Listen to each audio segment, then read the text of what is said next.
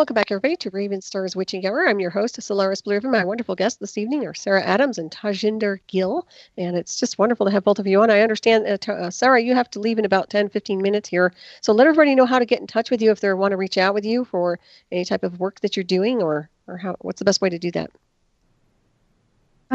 Okay, so Taj, I'll go ahead and let you say that because there's a couple of things that I want to say more before I go because we do still have 10 minutes. The best way to get hold of Sarah is there is a new Facebook page for Sarah, because the amount of messages that Sarah gets on her personal Facebook page, she gets bombarded with messages. It's very difficult for her to look through hundreds of messages. So the best way is either to contact her through her website, which is sarahradams.com, or to contact me through Facebook, as Sarah doesn't reply to personal messages. Very good. Excellent. I don't blame you. All right. And Sarah, since you're going to be going in about 10 to 15 minutes, is there anything you want to address, anything you'd like to talk about? Yeah, so I was going to say that, with the whole timeline thing, for me, I've experienced so many timelines and lived in so many different timelines. And I have the memories of the other timelines. It's quite interesting living in this one and having all the time of living and experiences of living in the others. So, I've come to that sort of conclusion recently that I've experienced so much more than my years. You could even count in my years, quote, on this earth. I've experienced so many more years and so many more timelines and experiences than that. And I was sitting there the other day thinking about how many different timelines with different experiences I have collected, just through all this timeline jumping and even through me accessing the sort of synthetic timelines that they were playing around with. Mm-hmm. Right. Are you planning on writing a book or anything? No, I'm planning on some things. I'd say it's far above or far different than writing books. Okay. And sort of 3D stuff. I'm definitely, sort of up to things on other levels. Very good. Well, that's wonderful. And it's for somebody who wants to learn more about the healing modalities. What's the best technique that you use when you're working with people for healing? I use energetic work. I also use diet. I use color therapy, essential oils, crystals. It's superfoods. It's sort of extensive and multi-level. Mm-hmm. I believe that you can't just heal using one thing. You have to sort of, if you just fix your diet and you don't fix your energy, you're going to have issues. If you just fix your diet, if you just fix your energy and you don't fix your diet, or vice versa, you're going to run into a lot of issues. Mm-hmm. So I think that you need to sort of go at changing, your energy, changing your diet, and all of that sort of comes together in the end and heals you on multiple layers and sort of merge, allowing you to evolve to new heights. Right. No, I agree with you. Are you vegan? Yes. Okay, so is that part of the superfoods that you suggest when you're working with people, when you're doing your life coaching? Do you suggest that they get on a vegan diet opposed to a regular diet with meat?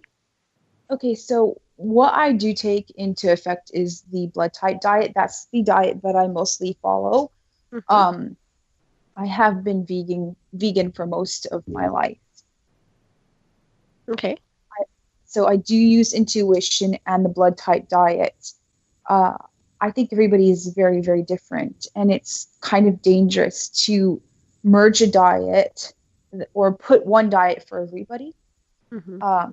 This is just my feeling on this. I agree. Yeah, no, it's true. Everybody's unique and individual. There's no doubt about that. And what about training? I understand the energetic aspects of it and the diet, but what about physical activity? What do you think is a good outlet for people for physical activity? Good. Recently I started to do acro yoga. I have done yoga in the past. Dancing. Mm-hmm. People who have anger, I think just boxing or kickboxing is good for people who have anger. Boxing has helped some people out I know that have had terrible anger issues. Mm-hmm. Yes. It's a great one. And if you need more flow in your life, dancing is just amazing. It depends what sort of blockage you have in your life. You can choose, either physical exercise or dancing to remove those blocks and to push that flow forward. Mm-hmm. That makes a lot of sense right there. Yeah, very much so. I'm a firm believer in that, and also just breathing. Most people don't even know how to breathe anymore. They seem like they breathe very shallow. But you say you meditate quite a bit throughout the day, so I think that's awesome. I don't know if many people really take the time to do that. Breathing, chewing, breathing, chewing, listening, just being quiet within themselves. Nobody knows how to do this. These Mm-hmm. things sort of anymore. They're very chaotic. People just swallow their food. They don't take time to breathe. They don't take time with themselves. And when they lose touch with themselves, they lose touch with the divine, or the divine flow that is their very soul. Mm-hmm. I so agree with you on that. Yeah, it seems to me like it's getting worse and worse in the United States as well. So hopefully that will turn itself around. But you're in a very interesting place, energetically speaking, where you are. I know I am as well. So do you have any advice for anybody out there who's very, very sensitive to energy and may need some kind of assistance, maybe shielding wise? I would say, if you're having an issue with shields, you can go ahead and wear a shell, because that will merge that blueprint or that energy into your auric field. I also, if you're having problems with your bones, you can wear coral, because coral is aligned to the same energy field as your bones. So it's very healing. Stones are really amazing to heal if you have any issues too with your auric field per se. If you're Saturn down, you can wear something in orange. If you have issues with carnal desires, you can wear carnelian. That will take care of those sort of issues of lower chakra desires that are not under control. Stones, things like that are aligned to our physical, literal physical, whether it's our bones, and our non-physical, our aura, are very, very healing, in merging so many energies and information back in that we lost, either through energy loss or that we were born without it because our parents did not merge that information into our very auric fields or physical field when we were born. Mm-hmm. Yeah, that's very true. I love stones. I love crystals. Yeah, they're very helpful. There's no doubt about it for amplification and healing. And I wanted to kind of just backtrack a little bit about you talked about the Philadelphia experiment, which I found very interesting because there's a lot of energy associated with that, and a lot of people that I've encountered here on this timeline that have been cloned Montauk people. And I'm not sure if Max was actually cloned Montauk or not, but I do know people in my past that I've actually met who have been cloned insofar as heterodyned with a false template of someone else who was with Montauk. So do you have a connection to that? Do you remember if Max was connected to that in any way, or the Philadelphia experiment? I know that Project Rainbow, where I explained this in a video the other day that I did. Project Rainbow is very much tied to Montauk and the Philadelphia experiment. The bow, Ra's bow, rainbow, and the bow and the 42 colors. I explain about the 42 colors and the rainbow.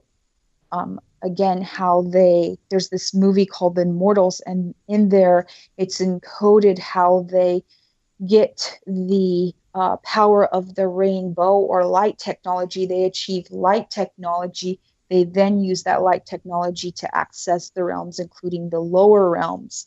Now, you remember in Thor, I don't know if you've ever seen the Thor, but to bridge the non-physical to the physical, there was a rainbow bridge that was built. And in the Bible, God said that he gave the rainbow to humanity as a token. So all of this is sort of connected to Montauk, to the Philadelphia experiment. And I do believe where the Philadelphia experiment was done, that they achieved light technology. Now, inside the Immortals, it was the evil king of the earth who achieves finding this rainbow, which represents light technology, and using this very luminous bow to then open the different realms.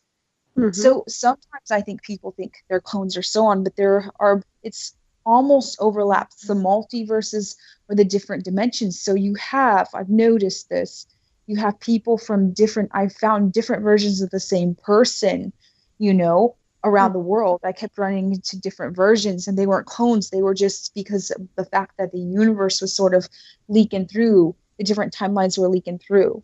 Mm-hmm. That makes sense. Yeah. I call it a parallel bleed-through effect, but yeah, I agree. A lot of that stuff's going on. A lot of strangeness is happening.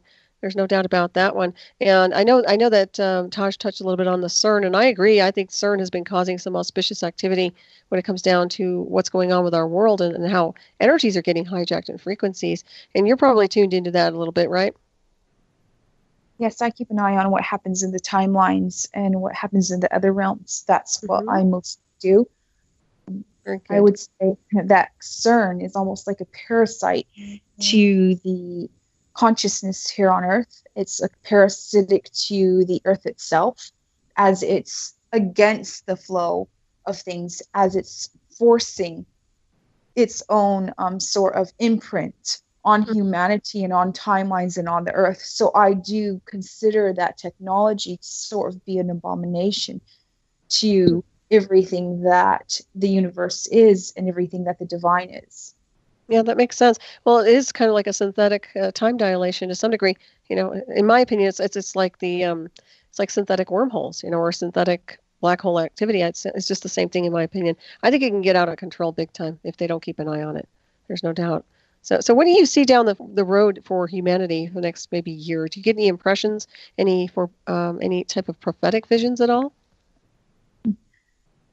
I very much enjoy just watching, and even though I appear quite young, I'm very, very ancient. And I was explaining to a group not long ago that I have seen worlds come together and worlds destroyed.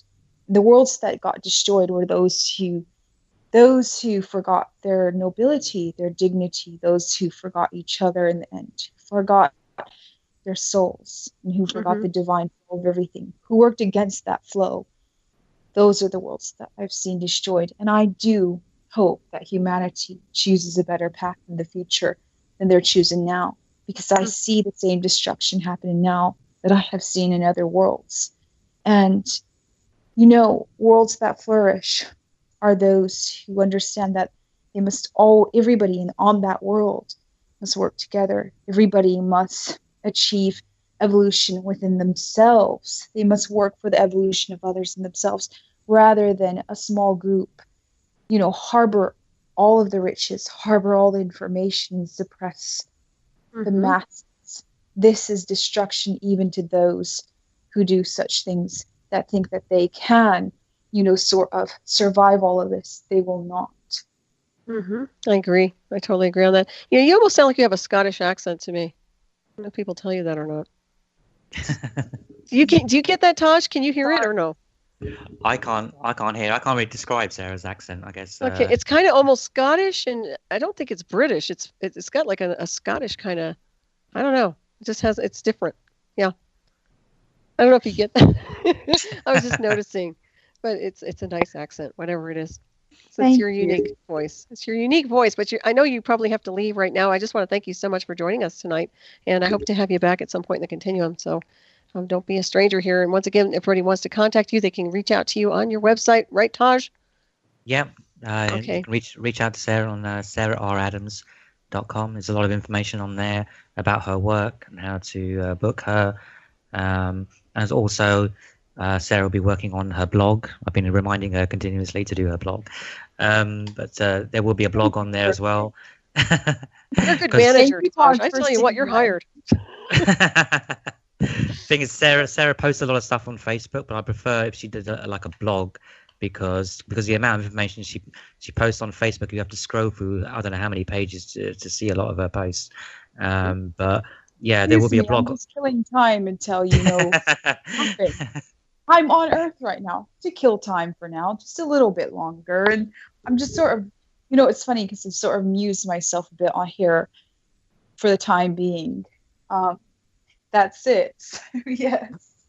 Yeah. Well, it's a cheap entertainment, isn't it? No. You have a YouTube channel too, right?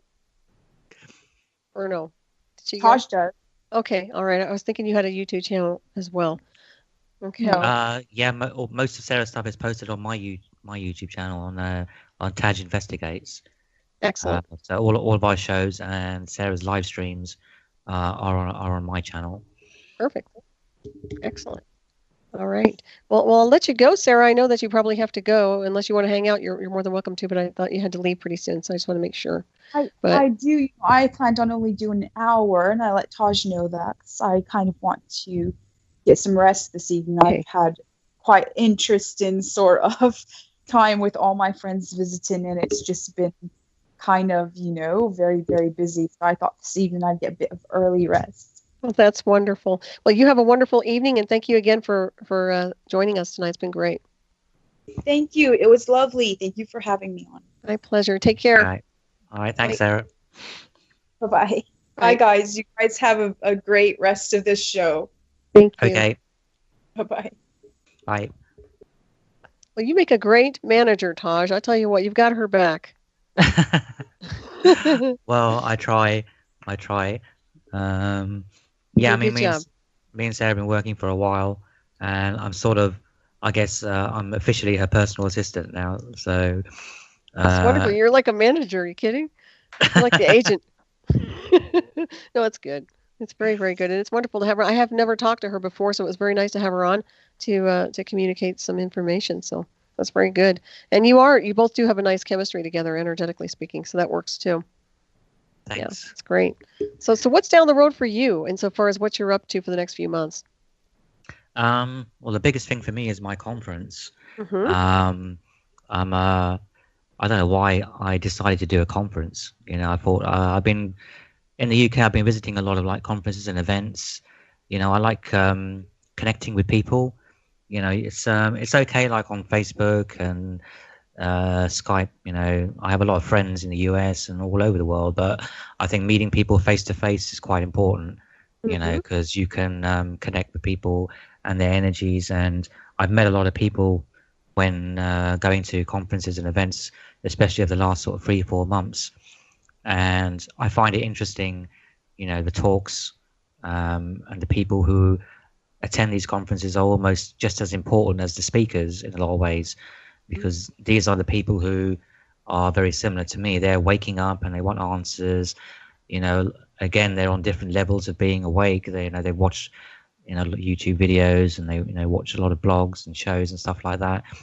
And you start to get talking with a lot of these people, and you sort of like get ideas from these people that you never maybe hadn't thought of.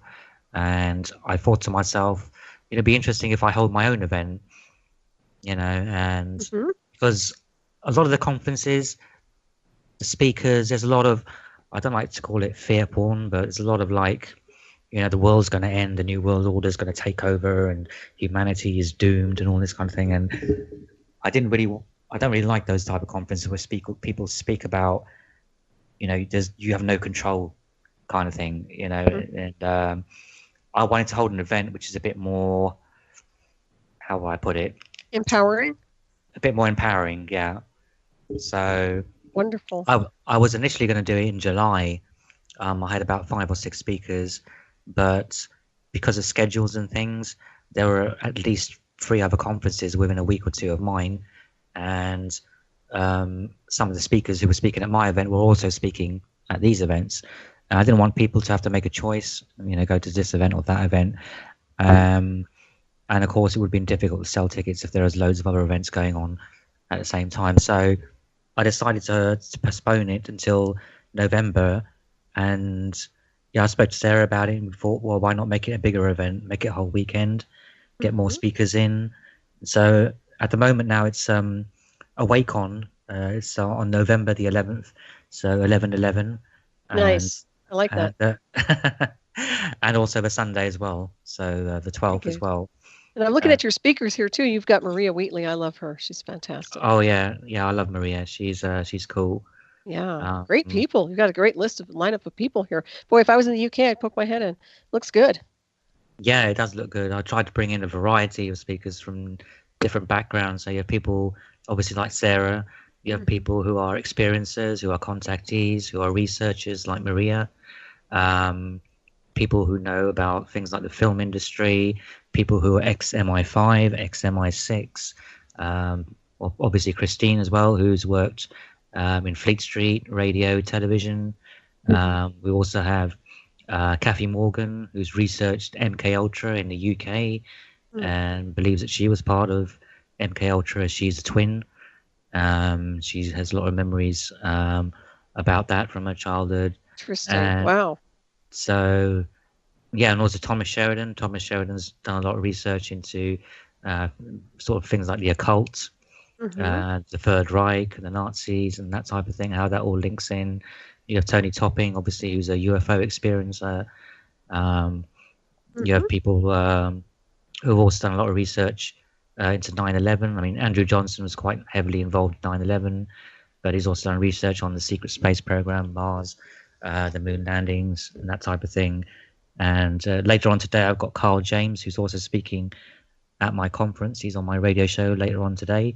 And he did a great talk. I actually asked him after I saw his talk on Dark Disney, and he's done a lot of research on Disney, the symbolism involved in their movies, and and that type of thing, which is, I learned quite a lot of things that I didn't actually know about Disney during his talk. So I invited him on to my show as well. But it's an interesting mix of speakers, and hopefully people will enjoy it. I've tried to make it make the speakers a variety of speakers for, if you want to come and see, listen to people talking about UFOs, you can do that. Or if you want more spiritual stuff, you can listen to that. If you want to listen about movies or the Secret Service or MI5, I've got speakers who are talking about that as well. So it's a variety of things. And at the end of each day is a Q&A where all the speakers sit down and the audience can ask them anything they want. So hopefully people will come away with a good experience of it anyway. Oh, I think so. And you're really good. You just got a nice demeanor. I just like the way your energy flows, and I think that's going to be very successful. Is this your first one? It's my first one. Oh, yeah. Congratulations. I think it's going to take off. So I hope maybe you'll get over here to the U.S. at some point in the continuum. It'd be nice to have you over here for a bit doing something like that.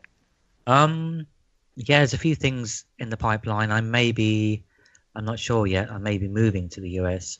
Really? Depends on what happens in the next sort of 6 months. I know Sarah wants me to come work for her full time. Nice. But obviously I've got a full-time job here already, and it's a big decision to just, up and leave and move to the US. But as Sarah gets more busy, she needs more help, like first-hand help. It's very difficult because of the time difference and stuff like that. I can only talk to Sarah at certain times of day because, she's like 5-6 hours behind in Dallas, and she's even 8-9 hours behind now. Now she's in California, so I'm sort of like waking up when she's going to sleep, and she's going to sleep when I'm waking up. So it's very difficult to communicate that way. Oh, yeah, I'm sure. There's no doubt about it. Well, it'd be nice to see you over here in the U.S. Yeah, it's weird here. I know. Yeah. I did live in the US for a short period of time back in the early 90s. I did a student exchange program, and I worked in an amusement park in a little town called Ocean City in Maryland. Wow. And then I traveled all over the US for a couple of months. It was an interesting experience. And I've been to the US a few times since then. My favorite place is probably California. Definitely. Is it really? So you like it over there? Yeah. Wow. Yeah. Yeah, I've had bad experiences over there. I like the ocean. I just a lot of the stuff what they do with the covert technologies is not real good for me when I get over there. But yeah, it's an interesting place. The U.S. is going through a lot of turbulent kind of storms here, energetically speaking. Of course, I don't have to tell you that, and I think the world is as well. So, and I like the idea that you're more optimistic, because I do know I even get into the dark mode, and I've got to shake that off too, because I get into these really dark areas where I just assume that the world is going very black, very quick, and I know that there is potential, and I also understand how we're immortal star people. So, somehow, some way, we have to navigate beyond all this.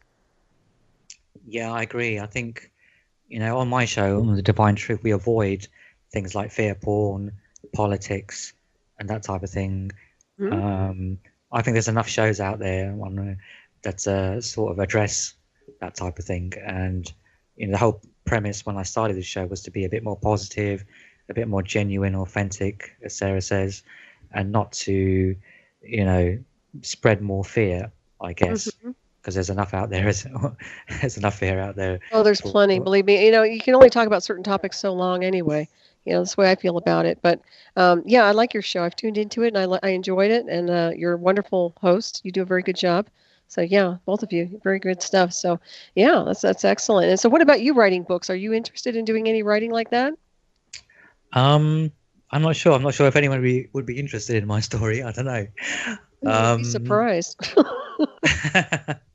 I know there's a lot of topics I could probably write about, but I guess same with Sarah. I don't really have the time at the moment to do the research and stuff that would be involved in writing a book. Right. I know Sometimes Sarah's thinking about writing a book about her life story, but she may just write a book about a lot of the subjects a lot of the subjects that we talked about tonight, really, as well. But again, it's finding the time to sit down, and write it all out. Right. So people don't read as much anymore. There's one thing I realize is they really don't read as much. I hear they don't really read physical, like hard copy books. So it's mostly online now. A lot of people, anyway. Yeah, I think, a lot of people read books online or do audio books or watch YouTube videos because they just don't have the time to sit down. I guess it is a bit sad, really, to sit. I mean, I admit I don't really read as much, myself. But if I do find a book that I'm interested in, I will sit down and read it. But yeah, I think a lot of it is people maybe just don't have the time to sit down and read a book. They'd rather like listen to an audio book or watch a YouTube video for a couple of hours, and Right, they're overstimulated too. I think that's part of it. They just don't want to settle down and read. I find that people are almost hyperactive. I don't know if you've noticed that or not.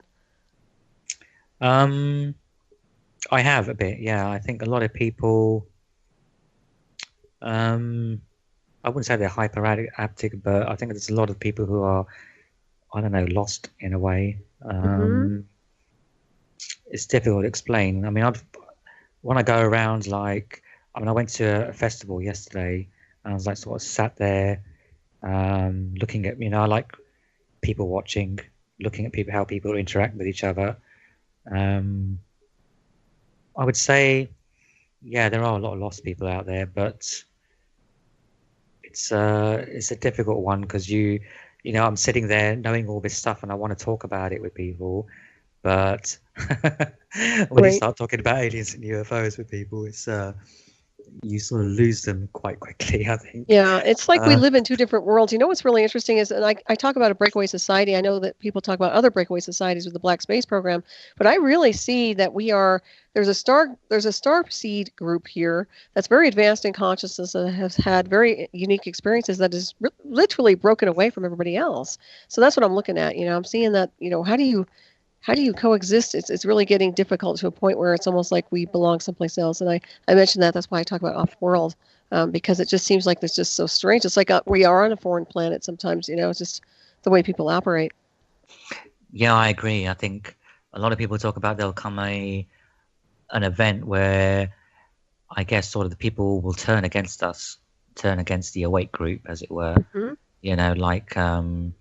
They'll almost like hunt us down, or when they start chipping people, we will resist, and we may have to go underground or things like that. I think a lot of the awake people, they know the agenda, what's going on with things like chipping people, even chipping babies they're talking about, and the whole vaccines and transhumanism. And I sort of see a timeline happening which is not very pleasant, and most people probably don't even think about it. But if it came down to it, I think most of the people in the awake community would have to break off and either live in their own community, because they, I wouldn't want to live in the type of society that I see that's coming. It's sort of like in the movie, if you watch the movie Equilibrium, with Christian Bale, where all emotions are dumbed down and you have to obey, some sort of distant leader, God, whatever you want to call them. And then you have a whole group of people living underground who don't want any part of that. Right. I see in a way, society heading that way, because I don't think that there's enough awake people in the world, and I don't think everyone is going to wake up. I don't think everyone is supposed to wake up, I guess. I agree. But I'm not sure about the future that you see, Solaris. Well, I'll tell you what, I try not to be the doom and gloom. I don't want to sound like Dr. Doom, but from what I've seen here and just from it being in America and just observing as a sacred witness, I can tell you that the violence that's coming in here we have a lot of, obviously there's a lot going on with race wars. All of a sudden, everything's spiking up with race. It's almost like a civil war spiking up or some kind of a revolution, but that's concerning. And what's concerning is that, to me, it's a reflection that they haven't done the spiritual work, because anybody who has a firing neuron doesn't act like that. We all know we can exist regardless of color, sex, race, whatever. It's strange how this polarization is happening. And what's really weird is that, to me, they seem like sleeper cells that have been activated. There's different kinds of Manchurian programs, but this one to me is a sleeper cell, because I'm looking at these people and I'm telling you, they are violent. They're dangerous. And it's like those of us who are still ascending, we're like, like I said, it's very, very strange. It's very strange to be here right now. So that's what I'm seeing. And I think that if we keep pushing the envelope like this, I think mankind's going to just cause his own extinction if he doesn't knock it off, quite honestly.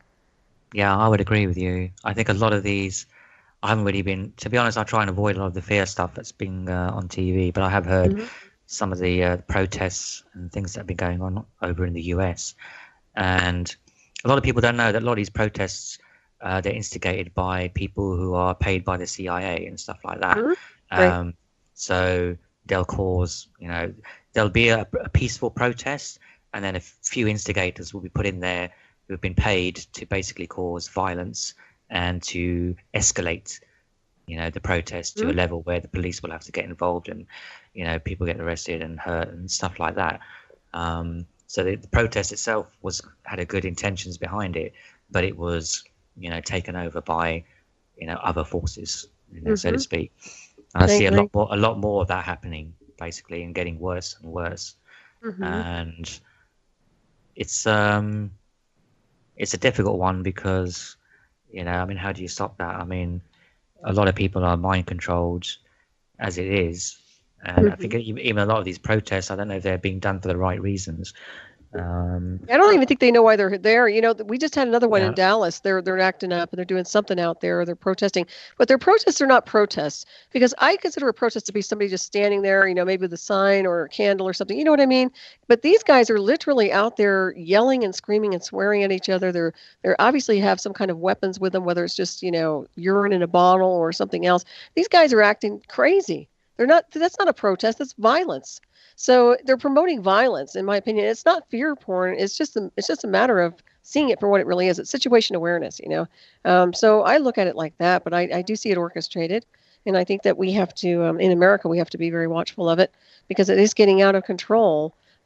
It's really getting out of control, if you ask me. I don't know what we can do to resolve it other than arrest all these people, honestly, or do martial law. I think a lot of it is people are projecting their anger at society in general, I think, because obviously they know that, the world is not supposed to be the way, it is. And this is sort of their way of venting, their frustration, I guess, by going out on the streets and protesting. Right. Well, that's the other thing, too. It means that they haven't done the spiritual work, because those of us who have really done the internal work, the inner work, don't behave that way. Right.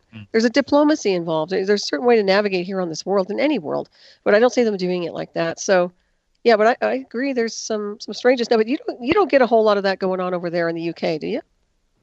Not so much. No, I mean, there is the Brexit thing, obviously, that happened last year, where we voted to leave the EU, and there have been a lot of protests on the street regarding that. But how do I put it? The British are a bit more civilized in their protests, I guess. Funny. Well, that's good. So you're not killing each other in the streets. Yeah, that's a good sign, right? Yeah, we don't really. You know what's sad, Taj? And I didn't want to interrupt you, but I just want to add one thing.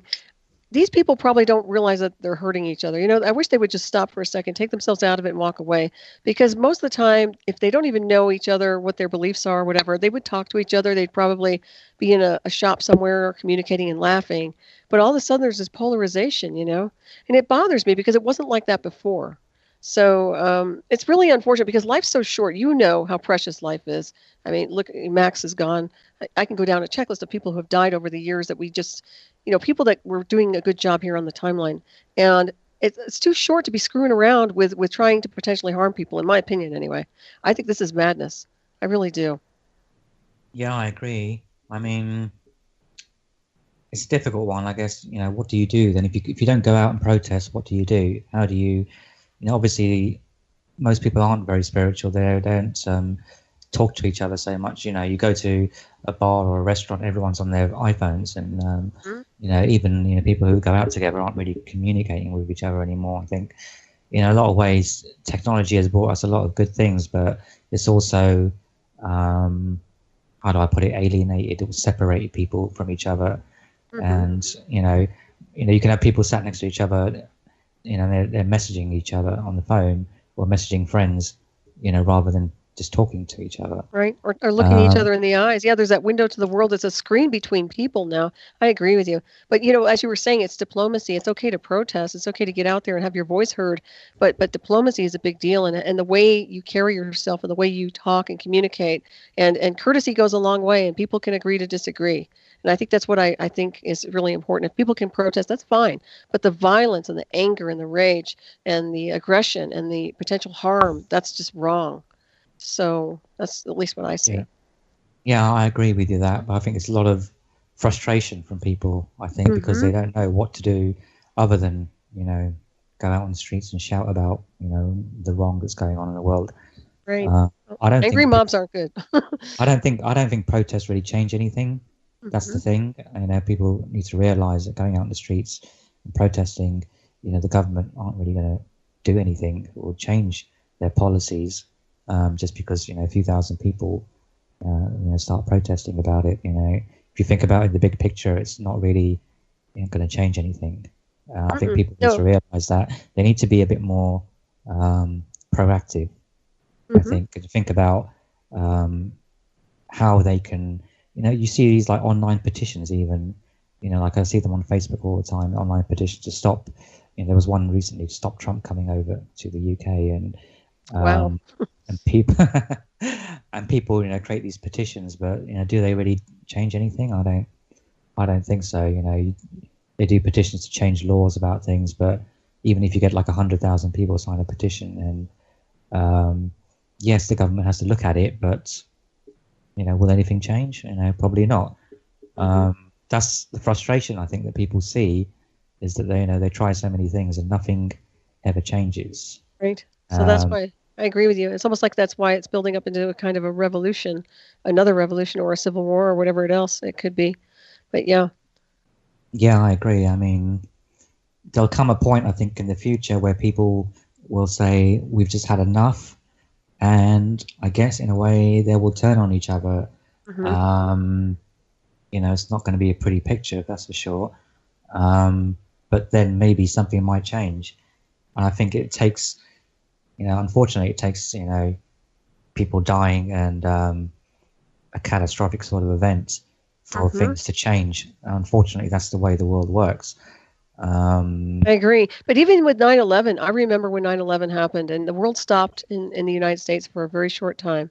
People stood still and they contemplated their lives, their loved ones, and what's happening to the country. And then about a week later, business as usual, right?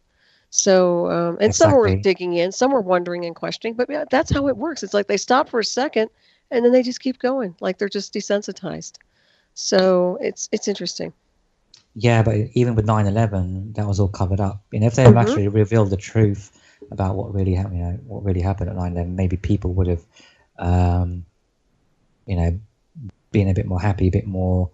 The thing is, with events like 9/11, everybody knows, the mainstream story is complete BS. But trying to do something about it, is a different story. You're fighting the government, you're fighting, big institution, and even the people, the victims, the family of the victims, they're probably still fighting now for the truth. And I don't think anybody will find out what really happened at 9/11. Maybe in 100 years or something, they'll find out about it. But I don't think anyone's going to know anytime soon as to what happened. The thing is, it's continuing every day. There are I guess you could call false flags happening all the time. I think a recent one just happened in Barcelona. You know, you have, I guess these people must be like MK Ultra victims. You know, someone just jumps in a car and mows down people. You know, I mean, you know, again, it's not going to change anything. People will forget about it in a week. Right. Unless it happens to them. Yeah, I agree. And sometimes it seems to me like they're either under MK Ultra or they're entity controlled. But it boils down to the same thing, because it's a form of control and manipulation through something that's disembodied, that doesn't have spirit consciousness or a moral compass. So, yeah, I agree. It just keeps repeating itself. You know, it's like a sick snake eating its tail. Yeah, it's another. I guess these people are also frustrated, and they turn to, you know, other things which are, you know, quite extreme, you know, to just go out and kill people at random. You know, that's taking it from, you know, protesting, you know, is one thing, but going out and killing people is something very different. And again, you know, it's not going to change anything. You know what? I mean, did anything change after 9/11? I think it got a lot worse after 9/11. It did. So, it creeps right up in the United States. You know, we slowly started losing our freedoms and our rights, and in the name of quote unquote security, you know, and protection. And it was just insane, absolutely insane. The war on terror, they called it. Well, look at America now. Look at the mess it's in now. You know, insofar as the craziness and the strife that's going on. I don't like to see people polarizing like this, but you know what? I think it's just going to wind up. Somebody's going to wind up getting hurt, and people are going to wind up getting killed. I think that's if they don't stop or they don't get this under control. And the only way they could get it under control would be martial law or something like that. In my opinion, they're going to have to ramp up our military or the police departments, you know, when this stuff is going on. I mean, I looked at how many law enforcement officers were in that footage of this particular Dallas event that's happened tonight. And I mean, they had tons of law enforcement was there wasting their energy, babysitting these kids who were literally just flipping out. You know, and I looked at the eyes of this one horse. The guy was on a horse, one of the officers, and the poor horse's eyes were so traumatized, Taj. I love animals, and I don't care how trained a horse is. This thing looked terrified. The eyes were totally terrified. They looked like they were going to a slaughterhouse, and that bothers me, you know? So something's got to give here. It really does. No doubt about it. Yeah, I think we'll come, like I said, to a head at some point in the future. I don't know. You know, there's a lot of things going on in like the Middle East and North Korea and Russia and all this kind of thing. I try and avoid watching a lot of that stuff, but it does come up on the news. And I don't think anything's going to happen with a lot of these places. I mean, the war in the Middle East has been going on for, you know, decades, really. I don't think anything's going to change too much there. I agree. And North Korea is always, you know, how'd you put it? I guess flexing their muscles, you know, and launching missiles and stuff like that. But again, you know, it would be stupid of them to do anything because it would be the end of North Korea. So, you know, I don't think why people are so worried about places like North Korea when the trouble that's going on in their back garden is something they should be more worried about. I agree. Yeah, they're saber rattling, but in my opinion, I don't think any of them would ever launch a nuke unless it was accidental. I really don't think that's going to happen. But I do think the potential for possible earthquakes and volcanic activity with a solar eclipse, I think that is a possibility. There's no doubt about that. But you know what? At this point in the continuum, I would say the universe would have the final word on mankind. And I think something needs to shake this world up in a way to stop people from acting so insane. And of course, when you look at the transhumanism program, that's all designed to indoctrinate people into an entity-controlled persona. But I also look at the regular people out there who are protesting these violent idiots. I don't even think they'd want them for transhumanism. So that's another thing too. There's another class of people that are looking at the transhumanism program, but there's like the I want to say they're the 1%, but they're the people who have the money to upgrade their DNA to some degree to give them the illusion of being immortals with the transhumanism. Yeah, I guess people who can actually afford that type of thing are not the kind of people you want to live. You want to live for like hundreds of years. It's like Elysium. Do you remember that movie Elysium? It's just that kind of concept. Yeah, definitely. Yeah, it's like you have the again, like the society separated. You have the elite living in one place with all, you know, nice food and wonderful technology, and then you have the other people who are separated and don't have anything and have to do all the shitty jobs, you know, for the elites and that type of thing. Well, I think that's what's happening now to some degree. I mean, there are two worlds existing simultaneously, and that doesn't even include the Black Science Department, the covert sciences, right? Yeah, definitely. I mean, I think the gap between the poor and the rich gets bigger and bigger every day, I think. Oh, it does. It really, really does. And the cost of living is extreme. I mean, even in the United States, I'm seeing more and more. Obviously, we had issues with the health insurance here in America, and it was just absolutely terrible because people were paying outrageous amounts of money for their health insurance when that could have gone for a house payment or a car payment. You know, I mean, that's the whole. The Obamacare was a joke. I mean, that was a nightmare from hell. So, yeah, I've I heard don't know a lot what of it's like with you. Go ahead. I've heard a lot of bad stories, about Obamacare. Oh my But gosh. even in the UK, I mean, the UK we have like a national health service, so we don't pay for our health. But the problem with that is there's a lot of shortages. You know, there's shortages of doctors and nurses and things because they don't want to pay, for the care. And when you do get the care, you have to wait like 6 months or a year for an operation or something ridiculous. Oh my gosh, And that's like Canada. you'll probably be dead by the time you get your operation. So, Wow. it's That's difficult. crazy. It is crazy. And everybody thinks, oh, Britain's got a great, health service and all this type of thing. Well, if you lived here, you probably wouldn't think so much when you have to wait a couple of months to go see, get an appointment with your doctor, Wow. because, they're so underfunded. You have to wait weeks. If I wanted to go see a doctor tomorrow, it'd be like, good luck, That's ridiculous. I can't get over that. I mean, honestly, you might as well just be homeopathic medicine oriented and just heal yourself as best you can. Yeah, I mean, again, with the health service, obviously, you have things like the pharmaceutical companies. A lot of the doctors and that type of thing, they're driven by medication, which, you go to a doctor, he just gives you a pill for something. You don't really, doesn't really give you any advice on how to cure your anxiety or cure problems that you're having. He just gives you a pill. I think this is another problem, really, the pharmaceutical industry. A lot of the things that a lot of ailments and diseases and such can be cured naturally, but it's quicker and easier to just get a pill or get some treatment from the pharmaceutical side of things. I think that's a big problem as well in the world today.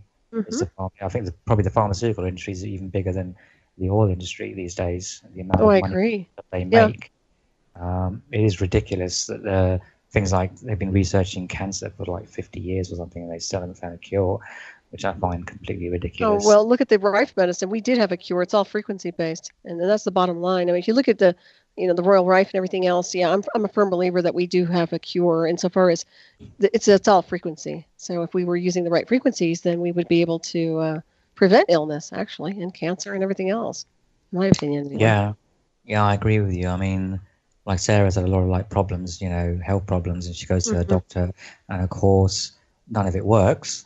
They give her pills for this and pills for that, and she tries to avoid pharmaceutical medication unless she's in extreme pain, and she sort of concentrates on the natural sort of medication. I think she even found a doctor who uses only natural remedies. Oh, good. Which are, there's few and far between really these days. But yeah, it's another thing that has to change. I mean, to be honest, there are so many things that have to change in this world. I know. Where do you start, really? I think you start with frequency, because frequency alters the DNA, activates the DNA, and assists in people accessing their, what I call ascended master consciousness. I really believe that it's the vibration that's formulating these false matrices. So that the control mechanism behind it, in my opinion, is an array system connected to artificial intelligence and manufacturing and almost like an overlay of our natural vibration to a point where it's causing some problems. That's what my take is anyway. I really think it's about vibration and frequency, just like Tesla said, So, I could be wrong, but I don't think so. And when I look at what, even what Sarah was talking about, because I've been under some strange attacks the past few years, I just don't talk about it on air. But I can tell you point blank, there are weapon systems that could create a lot of what she had. And I know what they did to me, and I know what they are capable of doing because of the technology I have interfaced from 2004. Because all they had to do was hijack that technology and make my life miserable. So it's not unheard of. Yeah, I agree with you. And as part of my work, a lot of people come to me, a lot of I guess you would say TIs, people who are being targeted on a daily basis. And a lot of them are on the brink of suicide, really, because they can't cope with it anymore. And they don't know how to stop it or why it's even happening to them. And it's a difficult one for me because, I can't really help them. I can only provide so much support and help, tell them, try and put them in touch with people who can alleviate a lot of the stuff that's happening to them. But Right. the people who are targeting them are, I don't really have words to describe. The Monsters. disgusting. They're disgusting is right. Yeah. Do you have these people from the UK contacting you? Where are they coming from? The people that reach out to you? What countries? All over, mostly the UK, the US. I've had a couple of people in Europe contact me. A lot of them, they're homebound. They don't go out. They are in constant pain. They can't sleep. They have anxiety. They have all kinds of, like things like fibromyalgia and, all kinds of ailments which, can't be treated, or, whatever treatments they've tried doesn't work. And any pain medication is completely, useless because it doesn't work. After you've taken pain medication for a while, it just has no effect. And you try and talk to them, about things like frequency work and stuff like that. And it's difficult, really, because a lot of it, everyone's different. And, I can't really ask someone to try something or do something if I don't really know. Sarah's more attuned into doing that. And I try and put a lot of people in touch with Sarah. But obviously Sarah's quite busy, and there are other people I know, healers, psychics, etc., who can help. But with targeted individuals, the whole point of when I started my YouTube channel was to try and find out why people are being targeted. And I still haven't really found an answer to that question. I think there's a variety of reasons. There's not like one reason why people are targeted. No, I agree. They do it because they can, but I do know that they use them as lab rats for a lot of technology. They use like the heterodyning I talk about with the templates, because once they use an interface with heterodyning onto a target, which creates all these schisms in the brain, they sell these templates to AI. I mean, they sell it to different agencies like DARPA.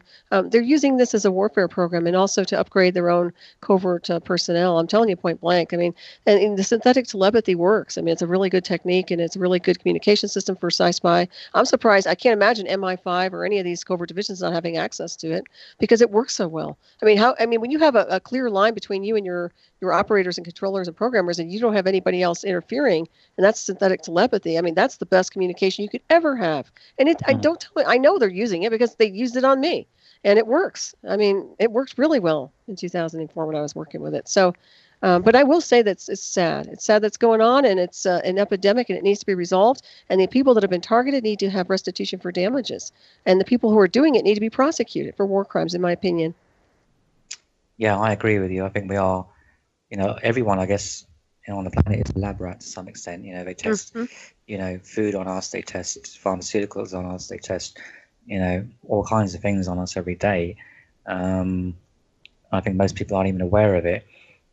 So right.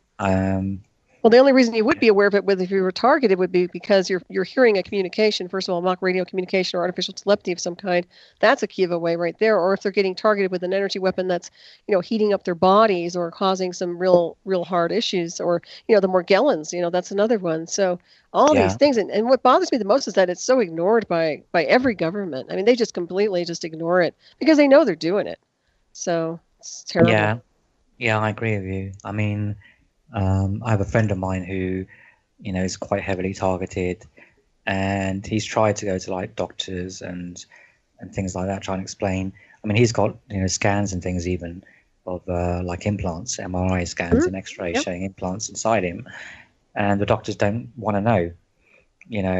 I think a lot of them, they've been told, don't touch this guy. And again, it's like, well, where does the TI go then? Can't go anywhere. For help? A scientist, you need to go to a nice science division that's outside the illusion of the mainstream sciences. I know, because it's very dangerous, especially if they have anomaly signals or anything like that, because first of all, regular medics won't understand how to deal with that.